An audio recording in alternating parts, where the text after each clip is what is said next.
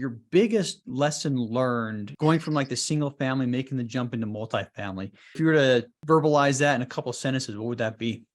I would say that there's just no substitute for networking. And it is hard to spend too much time networking and meeting people because inevitably, with any deal, you're going to run into problems that you don't know how to solve. Mhm. And these are almost always problems that somebody else has solved before. And of course, they're problems that somebody else can help you solve. And you need to know who you can pick up the phone and call or who you can send out an email to. I'm doing the best I can, trying to network more and meet people like you and be out sharing what I've learned so I can be a resource for others and so that we could work together. I would say that I wish I had been doing that at a bigger scale and doing that earlier so that I could raise more money and take down more and bigger deals. I'm Brian Briscoe, host of the Diary of an Apartment Investor podcast. And this is a first deal episode where we walk through what it takes for someone to find, fund, and close on their first apartment complex. And if you're an aspiring investor yourself, you are probably trying to do exactly the same thing. So before we get to this episode, make sure you hit the subscribe button below and the little notification bell to make sure you get notified every single time we post a new episode. And now, enjoy the show. Welcome to the Diary of an Apartment Investor podcast. I'm your host, Brian Briscoe. I'm really excited for today's show. We got Alex Cartwright on with us today, and we're just going to be talking a lot of multifamily stuff. So Alex, welcome to the show. Great to be with you, Brian. All right. Well, do us a favor. Tell us a little bit about yourself to start out. Sure. I am an economics professor at Ferris State University. And when I became an economics professor, I realized that I was never going to be incredibly wealthy doing it, but it's a insanely rewarding job. Get to read and write about the things that interest me and help young people, teach them things that I think have a great impact on the world, which is the important role of business. But as I was searching around for something to do, I decided to move forward and start investing in real estate. And like a lot of people, started off with 2 units and then bought another 2 and another 2 and another 2. And for the last year and a half, have been in the syndication space. And so I'm trying to grow more in that space. Awesome. Yeah, I wish I would have doubled up when I started buying. I started buying single family homes instead of duplexes. So I guess you're twice as good as I am. Oh, I doubt it. But you started buying. So you're way better than most people. Yeah.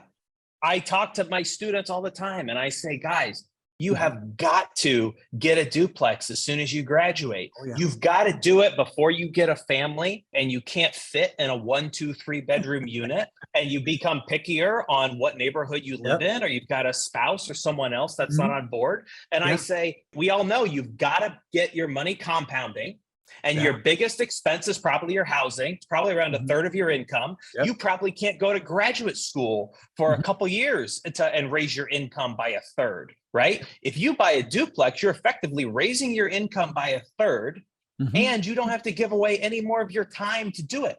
Like you can't not do it. You're a fool if you don't do it. And as you well know, go and get an FHA loan, 3.5% down. Like, is that building going to appreciate 3% in a year? Yes. And you capture all of that upside.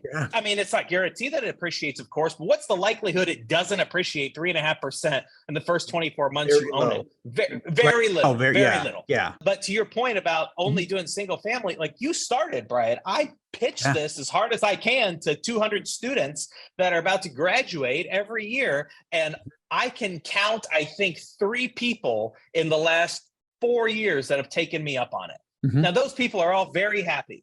Everyone else has a lame excuse. Yeah. You know, it's funny. Something you mentioned, it reminded me of a conversation I had with my wife. I mean, I was probably, mid 30s with 4 kids. And I was like, let's go buy a fourplex. That's when I first kind of was introduced to the idea of the house hacking concept, buy a fourplex on an FHA loan, and my wife looked at me and was like, yeah, where are we going to find a fourplex that has 1 unit big enough for our family? I'm like, I don't know. We'll find one. She's like, no.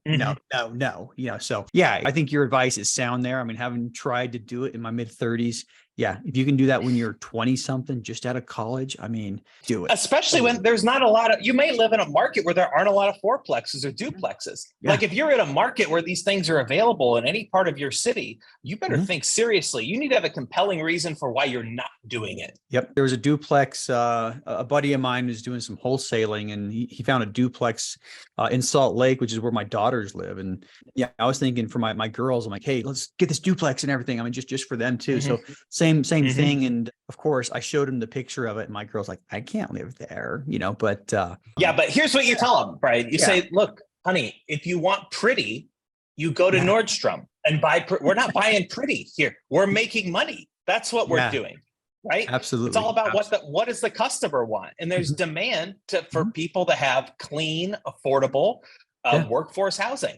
Right. Absolutely. We're entrepreneurs here. We're trying to fulfill the customer needs, not buy what's the prettiest. We take care of demand, and I mean, as somebody who's owned a lot of C-class, I mean, we've owned a lot of not pretty apartments, and that's just a fact. A lot of them you buy them, it's like, man, that thing's ugly. As a matter of fact, I almost enjoy it when the brokers send me an ugly property, because I know what to do with it. It's like, all right, sure, yeah, there's the opportunity. Yeah, yeah. I go to my favorite designer, and I'm like, hey, can you do a little color scheme on this? Tell me how to make it pretty. I know what pretty looks like. I don't know how to make something pretty, but I know people who shop at Nordstrom's, and they take care of it for me. So, well, cool. So you talk about all the duplexes and then getting into a larger property. What was it like making the jump from two to your first, I guess, larger apartment complex? Well, I had people that had watched me buy half dozen duplexes and knew that it was going well. And they had seen pictures of the renovations I had done, and they knew about the success raising the rents. And they wanted me to find duplexes on their behalf. And so I started off doing some JV deals, taking some capital from folks to identify a smaller multifamily. And I had more people coming to me, not like I had dozens of people, but different friends and family that wanted to place capital. And I had heard of syndication. And so I started looking at larger multifamily. There was a beautiful 8-unit that came available in a neighborhood that I was very familiar with, went to look at it, was on a Friday, and on Sunday it was under contract. And I was really excited to make that jump from doing these 2s and 4s to the 8-unit. I was disappointed when that left, but the lady that owned it said, I'm retiring, and I also have this 14-unit that I haven't put on the market yet. Let me show you that. Maybe you're interested in that before I go through the trouble of putting it on the market. Yeah, perfect. And so perfect, right? That's everybody's dream. And so I think the lesson from that is you just got to be out there talking to people. Like the only way that you get lucky is be in the place where lucky people are.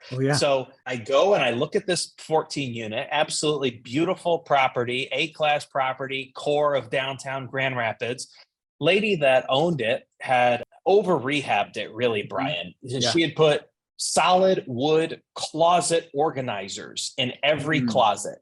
He had put brand new real wood throughout every unit. These are things that you do not really get a premium bump in rent for doing that. And she had granite in every kitchen, every bathroom, solid wood cabinets everywhere. And it's like she kind of ran out of money at the end, because all this nice stuff and then black appliances everywhere. So it's 14 units, and they were all rented way under market.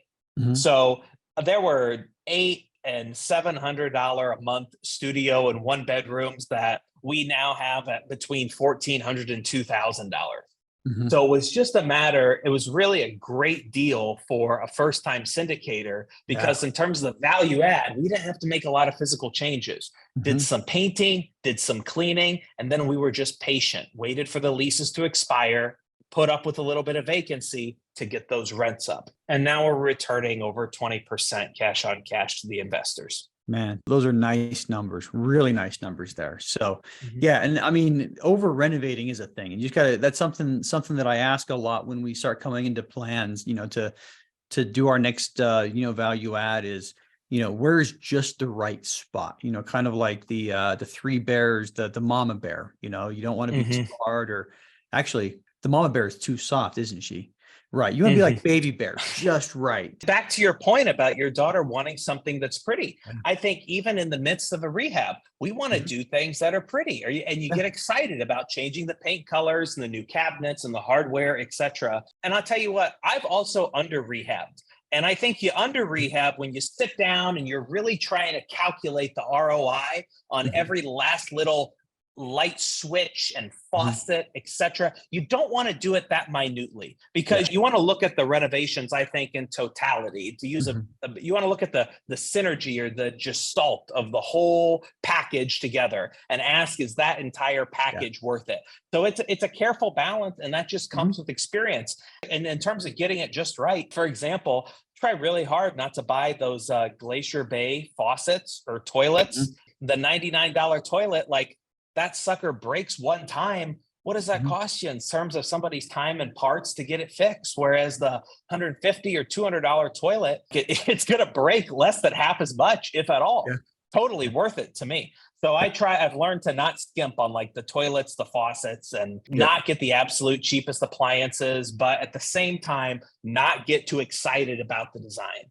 Yeah, it's quality. I mean, and everybody knows, cheaper isn't always better, and that's kind of the line you try to, the line in the sand that you try to find where you're getting the good quality, but you're also not, especially when you're looking at workforce housing, you don't want to over renovate. Now, speaking of things that I think a lot of people miss, like the hardware, I've seen a couple of units where people come in and they'll put new flooring in, they'll paint, and then leave the old hardware, whether it's the kitchen poles or the doorknobs or whatever. Yeah. And the hinges that can make the place look so nice and fresh to put on new hinges and doorknobs, or to even go around and install new quarter round or baseboard. MDF is not cost that much. And that baseboard gets banged up and 10,000 coats of paint on it over time. To go in and put new baseboard and quarter round, that really freshens the place up. And it's not just about getting that higher rent dollar, right? It's also about keeping the occupancy there, right? Once the people are in, if it's quality and it continues to look nice, they want to stay. And we all know that the biggest cost in this business is vacancy. Every time you turn a unit, I mean, you have that downtime and you're pumping more money into it. There's always broke stuff to fix, so yeah, absolutely. So, all right. So you got that 14 unit. You said that was also Grand Rapids? Yeah, it was in Grand Rapids. That was $2.3 million. The lady was very stuck on her price. When it's off market, you've got less bargaining power in terms of the price sometimes. And this was back in 2021. So market was hot. Cap rates were low. Interest rates were low. She wanted 2.5. I knew I wasn't paying 2.5. I signed a contract for 2.5 to get it locked up. And after took it to loan broker, took it to CBRE to try and put the agency debt on it.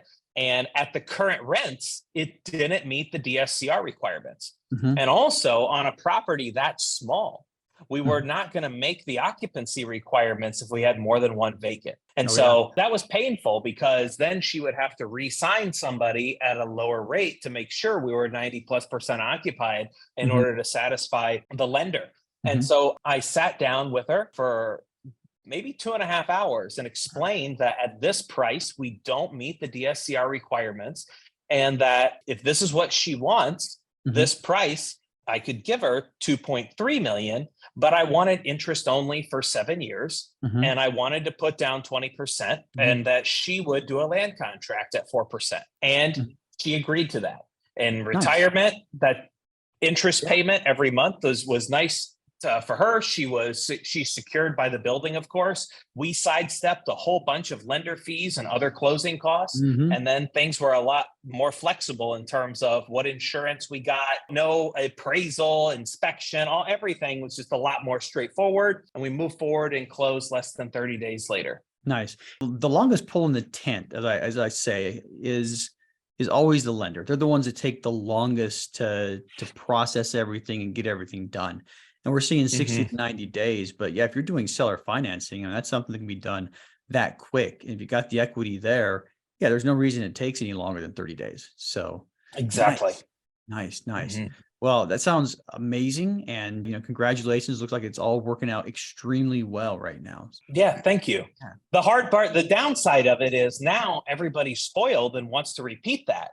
And that's just a hard situation to repeat, as I'm sure you, Mhm. as you know, definitely in today's market. Yeah. So I kept shopping, wanted to do the same thing again, Mhm. but cap rates continue to fall, prices go up, and sellers became greedy. And even as interest rates have risen, the sales prices have not come down that much. And I think that's because we still have a huge shortage of housing and rents will continue to grow. But because of that, I can't find the same deal, or I can't Mhm. generate the same kind of returns consistently. And I realized going out and shopping for these deals that there wasn't really an edge that I don't have hundreds of millions or Mhm. tens of millions of investor dollars. I don't have a big track record. I don't have special connections with the banks to get the absolute best rates. And Mhm. therefore, I couldn't offer the returns to my investors that a big syndicator could offer. And so Mhm. I thought, why am I going to continue to try and compete at this game? I could Mhm. try and be in the place to get lucky again, but I was worried that wasn't scalable. And so that's when I started looking at hotels that could be converted into workforce housing. Mhm. And once I learned that game and became to understand what those numbers look like, then that's where I've been focused the Mhm. last 16 months. Well, let's talk about what that looks like as far as pricing. I mean, is the pricing competitive? And obviously there's some rezoning involved. Kind of walk Yeah. us through that process. Tell us what that looks like. Sure. Sure. When I first heard about this, I was at a conference Mhm. talking to people that were looking at converting hotels into multifamily. Yep. And so, generally, what that means for those that aren't familiar is taking a property that is perhaps an old motel, making physical changes to the property, which is usually adding kitchen and fire suppression, Mhm. and then getting it rezoned or at least re-recognized by the municipality Mhm. as a multifamily. Sometimes you change every room into a studio, sometimes Mhm. combine rooms to make bigger units. Mhm. It depends on just empirically which works out to be the most profitable. So I heard of this strategy and I thought to myself, what an absolute pain in the butt. Mhm. You gotta find an old hotel, and then you've got to find a seller that is Mhm. going to agree to take the branding and the franchise off that hotel, which Mhm. sometimes comes with liquidated damages, right? If you've got a Motel 6 or a Days Inn or Yeah. something, those are franchises. And so if the seller calls up and they're in the middle of their 7-year contract, they want to take that name off the hotel. In the hotel world, they call it the flag. To Mhm. remove the flag could be $50,000-$100,000 in what they call Mm. liquidated damages or early franchise termination fees. Yeah. Kind of like a So you prepayment got to penalty is what that is. Yeah. exactly prepayment penalty. Yeah. Mhm. So and then you got to find the municipality that is Mhm. going to allow you to make the conversion into a multifamily, right? They'll allow the zoning to Mhm. change. And then you've got to find the property where the construction is such that you can easily add the electricity Yeah. and the additional plumbing that you need for the kitchens in every unit. And this is all on top of finding a good price, finding it in the right market, in the right location, everything Yeah. that you look for at the traditional multifamily deal. So I heard all this and I thought, this is Yeah. just way too much. I mean, the, But the way you the I way you say it, it sounds like a needle in a haystack. exactly. It sounds like Mhm. a need. Like I might as well just keep looking for great multifamily deals. Mhm. But I made a mistake, and this is the mistake that with when any problem comes up, like what good entrepreneurs do, I think, is they put a number on that problem. Like it's an ugly property, put a number on it. It's in a crappy location, put a number on it. It's got lots of bad debt. It's got lots of vacancy. Okay, Mhm. put numbers on those things and see whether or not it is worth trying to solve those problems. Mhm. And so I sat down and tried to put numbers on those problems of convincing the city of what it would take to get the franchise off and what it Mhm. would cost to buy the hotel. And I was just blown away by the gains. And Mhm. so, long story short, figuring out how to solve those problems is worth it.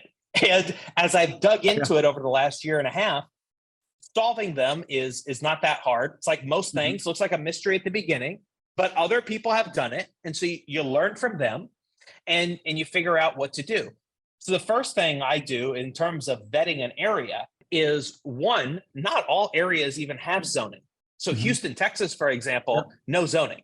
Pretty straightforward to do conversion. And that's why I've got some properties under contract there. Number two, if you're looking in a market where they do have stricter zoning, you pull up the city's master plan and look at how often something like the words adaptive use is cited in the master plan, or alternative housing, or something along the lines of the need to bring on additional affordable housing, all of these things. If that's in their master plan, their strategic plan, which almost all cities have, when you approach them, you can say, hey, I noticed this is one of the initiatives that you guys have, which, by the way, all these local politicians want to look like they're fulfilling to get reelected.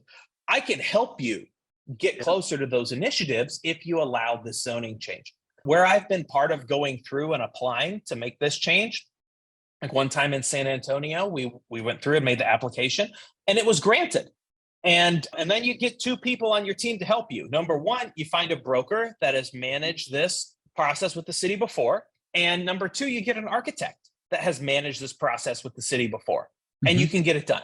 Yeah, I love it. I love it. Taking their own city plan and kind of using it in your favor against them. I mean, not really against them. You're working with them. Is probably the better way to put it. You look to see what the cities are trying to accomplish, and I mean, you kind of fit your project into there. So I love it. But you asked, I'm sorry I didn't answer your question directly in terms of the pricing. So like in Houston, for example, whereas Class C multifamily, we're looking at maybe low 100,000s per unit.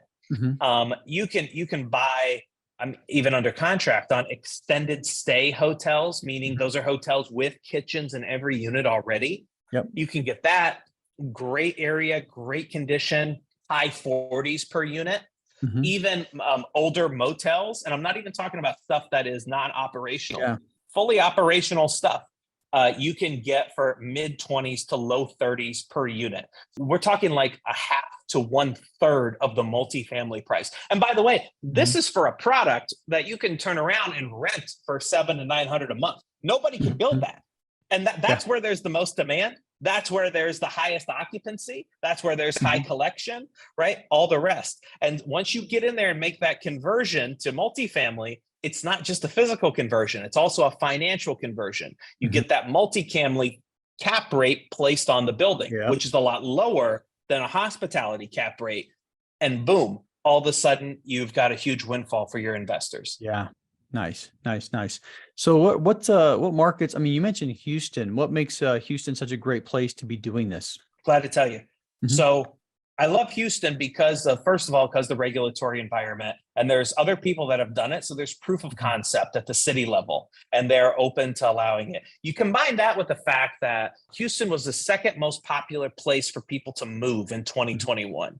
It's the fourth largest city in the country. It's home to almost 30 Fortune 500 companies. Like there's just even in the middle of an economic catastrophe, I can't imagine where Houston, Texas starts losing jobs and population, right? And they've got tons of population growth and tons of job growth. That's ultimately what drives demand for housing and household formation. So that's a big box, check, and the zoning, check. On top of that, Houston is really oversupplied with hotels. There are tons of hotels for sale in Houston.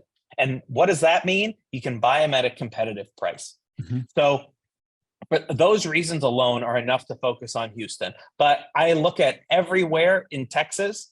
I know where I am in West Michigan, love West Michigan, and look there. I have looked at these properties essentially in every major U.S. market. But Texas is really the sweet spot because of the combination of that population growth and the favorable regulatory environment. Yeah. And you also mentioned, I mean, the oversaturation of the hotels to begin with. So, I mean, you're buying at a good price. You have population growth. You have a demand for housing. And I mean, end of the day, you buy something for, 1/3 of what it costs to buy existing multifamily, and boom, sounds like a pretty nice. And really, what that translates into is if you're buying it at 1/3 of the cost of multifamily, it's not just lots of upside. that's protected downside, right? Even if as the multifamily, if there was some kind of economic catastrophe and multifamilies were to fall in value, which in my opinion is extremely unlikely, then who's going to be most insulated from that? The people that bought in at the lowest prices, and that'll be the people that own these hotels and got them converted. Yeah. Now, a lot of hotel rooms are small. What do you find the demand for the smaller units as far as rentals? So two things on that. One, most hotel rooms are around 300 square feet, 350 to like low 400s would be a big hotel room. And those properties are out there. If you can try and find an extended stay hotel or an all suite hotel, those will have bigger rooms. It very rarely makes sense to combine rooms, but you can do it. And so, I mean, most people don't want to live in a hotel room. However, if it's a problem, you put a price on it. And so you've just got to compensate for that with a lower rental price. And I'll say there are a couple things that we do. Number one, we make sure that there's phenomenal amenities outside of the room, because people that have got a small room, they may not want to spend all their time in it. So really nice gym, really nice pool, really nice co-working space, right? And so we put a lot of thought into the lobby area / clubhouse of these hotels. A lot of them have restaurant space. We think really hard about how we can repurpose that to keep the residents happy. That's number one. But number two, we have model units with some creative furniture to show people how these can be laid out. And I don't know about you, Brian, but when I go to IKEA and I see those creatively designed like small spaces, like part of it's exciting to me. Like, oh, I kind of like the idea of not having a lot of stuff and not having to manage a lot of stuff and it being clean and decluttered and you know where everything is. Simple. Yeah. Right. We try and market the properties as an opportunity to live that way. Yeah. But in addition to that, we got to compete on price because you got lower square footage. So what do? Well, we can offer things like cable and internet included. Those are very cheap when for a hotel owner to compare to multifamily, we're paying like $10 a unit for internet or something. And so we try and sign on contracts with those service providers and include that in the rent or charge the tenant something very minimal for stuff like cable and internet. That's a big value add to somebody that is looking to pay $700, $800, $900 a month in rent. And then because we're buying these things as hotels, they come with furnishings in them. So to the extent that somebody wants furnishings and we can leave them in there, there's another great value add, or there's another big plus for the tenant. It's turnkey. They get to move right in. However, the most economically challenging part of this, which you're bringing up with the small square foot, is the lease up period, right? So when you take over an apartment building, you're going to add value to. It's got a bunch of income on day one, right? You're at least you're paying the bills with the income that's coming in even before you raise rent. Whereas like a hotel that we have under contract right now, 146 units in Sugar Land, that property right now has got something like 20 rooms of people that have stayed over 100 days. And so we're gonna get that thing essentially 70% vacant. You can't pay your bill 70% vacant. So you got to lease up quickly. And you gotta raise some money to keep in reserves. And so that's a real balancing act on how high do we keep the rents, but we also don't want to delay the lease up. Right. And so what we look at is working with local charities or housing authority. They're trying to help people transition. The people qualify for vouchers for different things, and we can get money straight from the local municipality if they'll take 10 rooms, 20 rooms, 30 rooms right in the beginning, or rent some rooms by the month or by the week in the beginning to get the occupancy up. However, it'll take, whereas sometimes developers can lease up 20 plus units a month, we're looking to lease up more like 15 units a month, right? Because it's a smaller unit and that's a different kind of tenant that wants to be in there. Tenants are out there. It takes time to find them. Yeah, I was talking with somebody fairly recently that was doing a hotel conversion. And, one of the things they did, which I thought was quite creative, is the hotel had a couple of wings and they closed one wing down to renovate it. And they operated the other wing, one or two of the other wings as, hospitality still. So they kept the hotel open, started, renovating one side of it. And, I don't know what that would take with the city and what coordination or planning it would take. But, I thought it was a pretty creative idea to keep the money coming in. That is a very creative idea. We have looked at doing the exact same thing. We've looked at even delaying the legal conversion just to run it as a hotel some, or even put a lot of units on an Airbnb in the interim, here's the issue you run into. The big returns to the investors come once we refinance as a multifamily. And to do that, we really want to be able to show 6 to 12 months of rent, right, and occupancy. And if you've got leases that are shorter than 30 days, that income is not going to count multifamily. And so we can't really dedicate more than 10% of the units to stuff that rents by the week, even though we can get $400 or $500 a week for a lot of these rooms.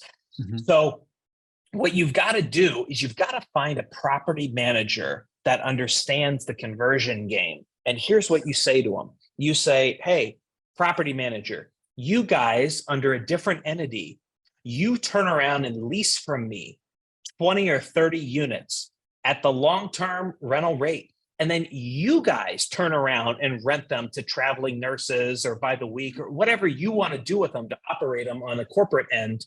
And whatever the delta is between that monthly rate and the weekly rate, you guys, the property manager, you guys can keep all that money. And that way we get to show on our books that we have all this stuff leased out long-term to satisfy the lender, and both people win. Yeah. Makes sense. Another creative solution to keep a little bit of cash flowing. Well, hey, we're about out of time today. So I guess we'll close it up with your biggest lesson learned going from like the single family, making the jump into multifamily. If you were to verbalize that in a couple of sentences, what would that be? I would say that there's just no substitute for networking, and it is hard to spend too much time networking and meeting people, because inevitably with any deal, you're going to run into problems that you don't know how to solve. And these are almost always problems that somebody else has solved before. And of course, they're problems that somebody else can help you solve. And you need to know who you can pick up the phone and call or who you can send out an email to. I'm doing the best I can, trying to network more and meet people like you and be out sharing what I've learned so I can be a resource for others and so that we could work together. I would say that I wish I had been doing that at a bigger scale and doing that earlier so that I could raise more money and take down more and bigger deals. Well, let's see. As a follow-up to that, if listeners want to connect with you and start that process along, how can they do that? Sure. Our website's Vilicus Capital, Vilicus. Vilicus stands for steward in Latin. And as an academic, I like the giving Latin names to things. I think it sounds very official. Yep. But of course, you can send me an email, alexcartwright@vilicus.capital. Would love to hear from you and happy to be a resource on anything related to hotel conversion. Awesome. Well, hey, thanks. Appreciate your time today. Thanks for coming on this show, and you can tell you're excited about it. And it sounds like a really, really good way to, keep on doing multifamily. Thanks, Brian.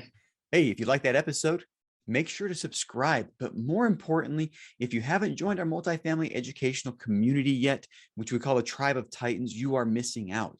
Get 30 days free by clicking the link in the description to this episode, or go to thetribeoftitans.info, and we'll see you there.